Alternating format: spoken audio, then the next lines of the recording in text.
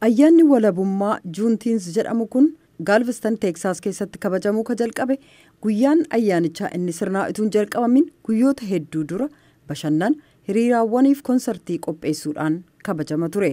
Ayyaanni kun kabajamuun aadaa warra gurraachaaf walumaa gala duudhaaf aadaasaaf gumaacha guddaa qaba.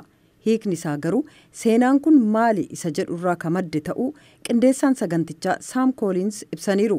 Magaalaa Galveston keessatti suuraan keenyan kaarameetira 460 irratti hojjetame Jeneraal Gordon Granger loltoota isaanii irra caalaan gurraachota ta'an akkasumas namoota gabrummaa jalaa walabooman kabajaan yaadachuuf hojjetame. There were only about 1,200, a little over 1,000 enslaved people on the island. But after Juneteenth, the message spread from the island. Odola sanarratti namoonni garboomfaman gara 1,200 ga'u turan. Garuu waxabajji 19 booda ergaan isaa odalittii irraa bakka birootti babal'ate.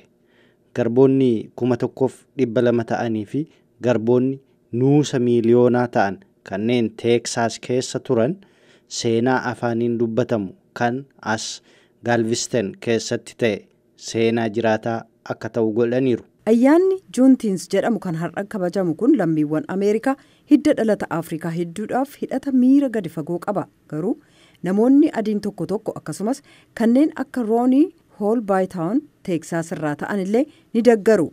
Rooniin akka jedhanitti akkan yaadutti kun uummata gurraachaa qofaaf jalqabame amma garuu guddataa adeeme. Isinoo ni ayyaaneffattuu gaaffii jedhuuf eeyyee jedhan Rooniin. Ayyaaneffannaa Juuntiins caalaa namoonni sanyii hundaa qaban baay'een dhuma torbanii qarqara galaana odola Texas irratti argamu. Garuu jiraattonniif daawwattoonni tokko tokko agarsiisa Juuntiinsitti buhaaraa jiran. Gadamooji waraanaa United States ka ta'an Tawan Parsons Louisiana irraa Juuntiinsiin kabajuuf dhufan. Well, it's important to remember what has happened, but don't let ourselves be defined by the past. Seenaa dhugaa fi dhugaa seenaa kana keessa jiru dubbachuu bu'uura biyya kanaa. Parsons namoonni siyaasaa hangi tokko gabrummaa dabalatee taateewwan seenaa dhoksuuf yaalii godhan ilaalchisee yaaddoo qabu. Collins akka jedhanitti ayyaanni seena qabeessi kan akka Juuntiins beekamuun addaddummaa siyaasaa gad xiqqeessuuf biyyattii illee gargaaruu danda'a jedhu.